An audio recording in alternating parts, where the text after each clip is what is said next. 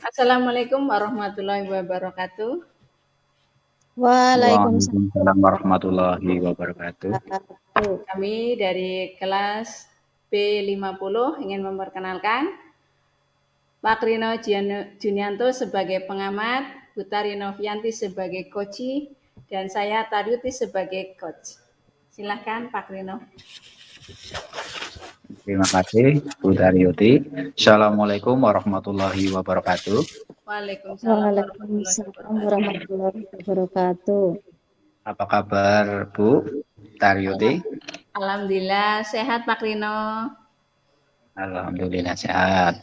Pada pertemuan pada hari ini, saya meminta izin akan melakukan pengamatan terhadap coach tentang supervisi akademik yang akan dilakukan terhadap coach. Namun sebelumnya saya akan menyampaikan rubrik penilaiannya, yaitu ada prasupervisi, observasi, pasca observasi. Dalam melakukan observasi nanti, apa kompetensi coaching yang ingin dikembangkan? Kompetensi coaching yang ingin saya kembangkan adalah yang pertama adalah kehadiran penuh, kompetensi mendengarkan secara aktif, dan kompetensi pertanyaan yang berbobot, Pak.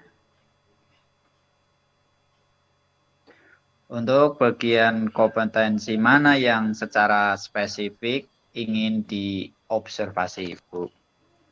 Kompetensi memberikan pertanyaan yang berbobot, tetapi tidak mengesampingkan kedua kompetensi yang ada, yaitu kehadiran secara penuh dan mendengarkan secara aktif.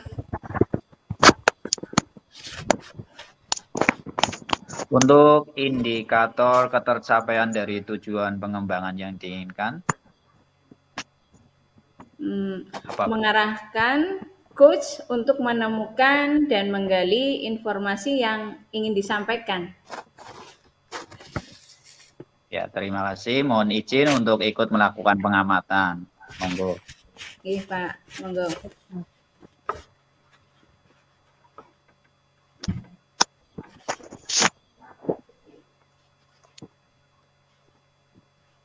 Rekan saya yang bernama Tari Novianti adalah seorang guru kelas di sekolah dasar mempunyai masalah tentang kekurangan antusias murid-murid yang beliau ajar. Hal ini terlihat dari kurang aktifnya anak-anak di kelas. Kemudian pengumpulan tugas juga hanya 50% dari jumlah murid-murid dalam satu kelas. Maka Bu Tari ingin berdiskusi tentang solusi yang terbaik untuk masalahnya. Bu Taryuti, bolehkah saya meminta waktunya? Saya mau bercerita tentang apa yang saya rasakan akhir-akhir ini di kelas, Bu. Baik, Bu Tari. Apa yang ingin Bu Tari ceritakan? Begini, Bu Yuti, akhir-akhir ini saya merasa murid-murid di kelas yang saya ajar kurang antusias dalam menerima pembelajaran dari saya. Selain itu, jumlah murid-murid saya yang mengerjakan tugas itu hanya 50% dari jumlah murid, Bu. Jadi, menurut Bu Tari, apa yang Bu Tari harapkan dari obrolan kita pada hari ini? Saya mengharapkan solusi atas permasalahan saya tentang antusiasme murid-murid yang saya ajar, Bu. Menurut Bu Tari, hal apa saja yang membuat murid-murid Bu Tari kurang antusias dalam pembelajaran bersama Bu Tari? Kalau saya ingat kembali, Bu, hal yang menyebabkan murid-murid saya kurang antusias adalah yang pertama, pembelajaran saya sepertinya sedikit membosankan. Kemudian saya terlalu monoton. Saya terlalu dominan untuk berbicara, bercerita di depan murid-murid saya. Yang kedua, saya tidak memberikan kesempatan buat murid saya untuk berpendapat atau aktif berbicara pada pembelajaran saya, Bu. Begitu ya. Kira-kira apa saja yang dapat membuat murid Bu Tari antusias dalam pembelajaran? Menurut saya, murid-murid pasti menginginkan pembelajaran yang asik, tidak monoton, tidak membosankan dengan media yang bervariatif sesuai dengan gaya belajaran murid, Bu. Wah, saya sependapat dengan Bu Tari. Lalu, menurut pendapat Bu Tari, apa saja yang bisa membuat murid-murid asyik dan tidak bosan dalam pembelajaran Bu Tari? Menurut saya, pembelajaran itu harus terpusat pada murid. Murid diminta untuk aktif dalam pembelajaran. Kemudian adanya ice breaking ataupun game supaya pembelajaran lebih menarik, Bu.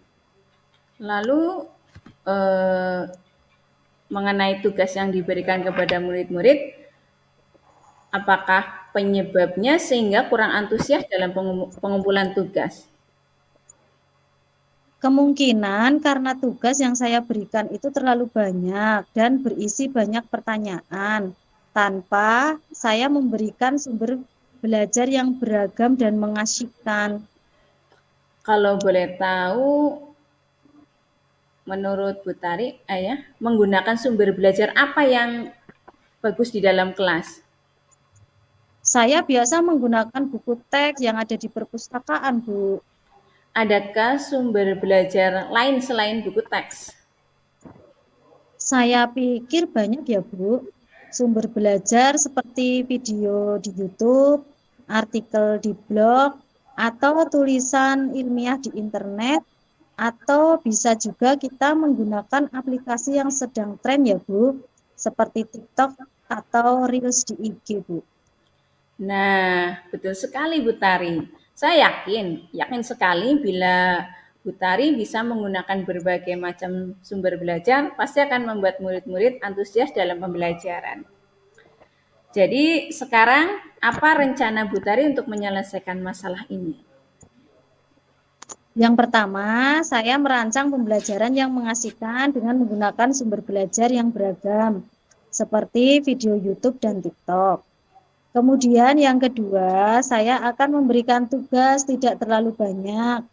Kemudian bentuk tugasnya juga sesuai dengan minat dan bakat murid-murid saya. Istilahnya, saya akan melaksanakan pembelajaran berdiferensiasi, sehingga murid tidak terkesan dipaksa, tetapi mereka memang senang mengerjakan tugasnya sendiri. Misalnya menggunakan bentuk drama, lagu, puisi, pantun, atau laporan digital.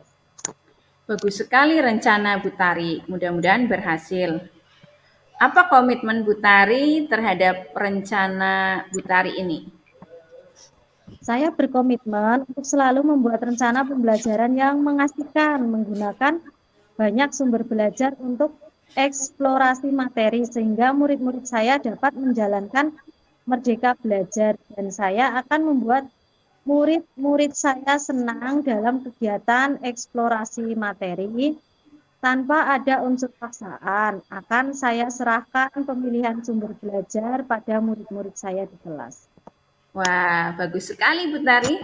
Saya sangat mendukung. Mudah-mudahan semua berjalan lancar dan sesuai dengan harapan Bu Tari.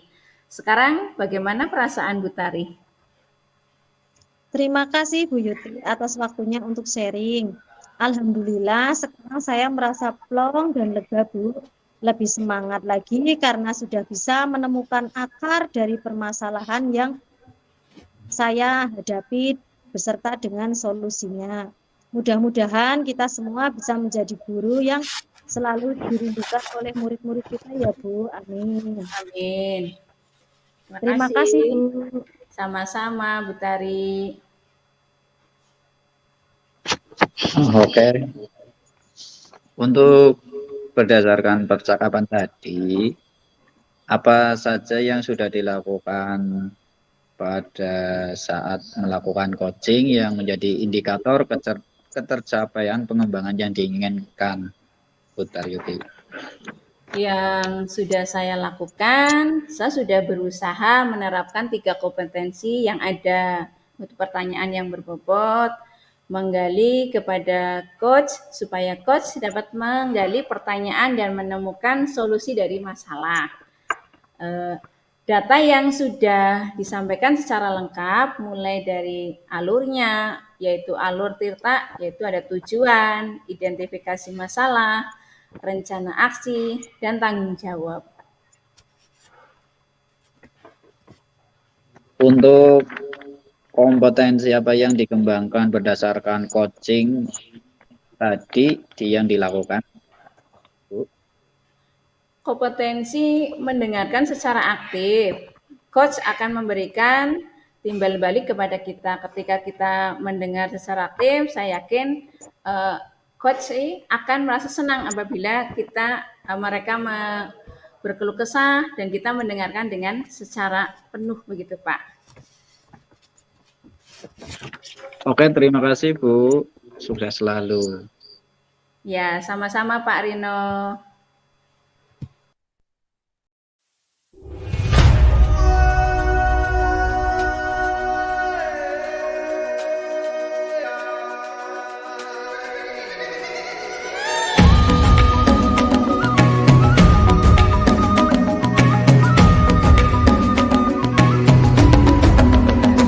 Bangun dan bukalah matamu, saatnya